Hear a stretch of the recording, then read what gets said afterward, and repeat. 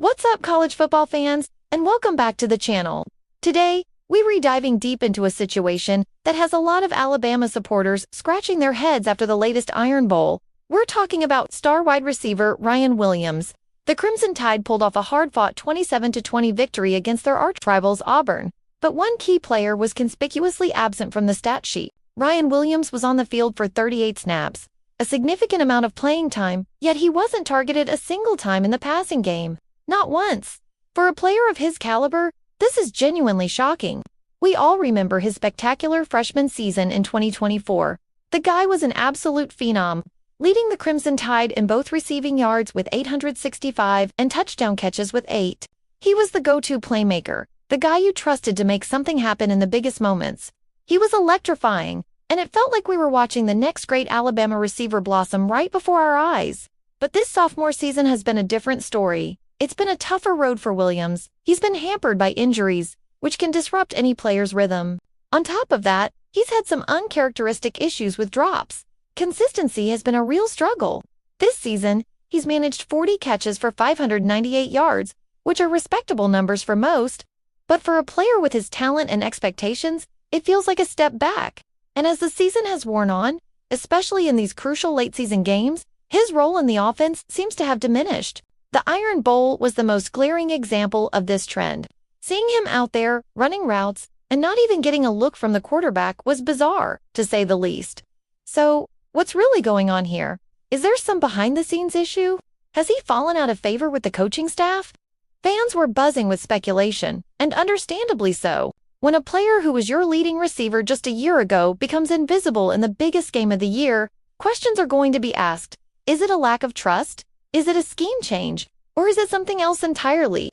Well, head coach DeBoer addressed these concerns directly, and his explanation might surprise you. When asked about Williams' 0 targets, DeBoer was quick to downplay any drama. He said, and I'm quoting here, "He was out there. There's nothing to read into there at all. There were opportunities where the ball could have found him." According to DeBoer, the lack of production wasn't intentional. It wasn't a punishment or a demotion. It was just how the game unfolded. DeBoer explained that much of Alabama's offense isn't about designing plays specifically for one guy. Unless it's a screen pass or a similar manufactured touch, the core of their passing game relies on concepts where the quarterback reads the defense and goes through his progressions. In the Iron Bowl, for whatever reason, the progressions just never led the ball to Williams' side of the field. The ball simply found some other guys, as DeBoer put it, and to be fair, those other guys did step up. DeBoer specifically mentioned Isaiah Horton, who made some crucial plays when his number was called. In a rivalry game, you take production wherever you can get it. A win is a win, and the team got it done. But DeBoer also acknowledged that they need to be more deliberate in getting the ball to their playmaker. He said, "We've got to be intentional because he's a playmaker for us." This tells me that the coaching staff still sees Williams as a key weapon, even if the stats from the Auburn game don't reflect it. It sounds less like a strategic shift away from Williams and more like an anomaly they plan to correct. But this raises a bigger question for the Crimson Tide as they head into the most critical part of their season. With the SEC championship game looming and a potential spot in the college football playoff on the line, can Alabama afford to have one of its most dynamic weapons on the sideline, figuratively speaking? A fully firing, confident Ryan Williams makes this offense exponentially more dangerous. His speed and big play ability can stretch defenses and open things up for everyone else. When he's on his game, he's a nightmare for opposing defensive coordinators. The challenge for the coaching staff now is to figure out how to get him back to that freshman year form. Is it a matter of designing a few plays early in the game to get him the ball and build his confidence? Is it about working on the mental side of the game to move past the drops and the sophomore slump? Whatever the solution is, they need to find it fast. In the postseason, you can't leave any bullets in the chamber. You need all your stars to shine. Think about the pressure of the upcoming games. Every possession counts. Every play can be the difference between a championship and going home.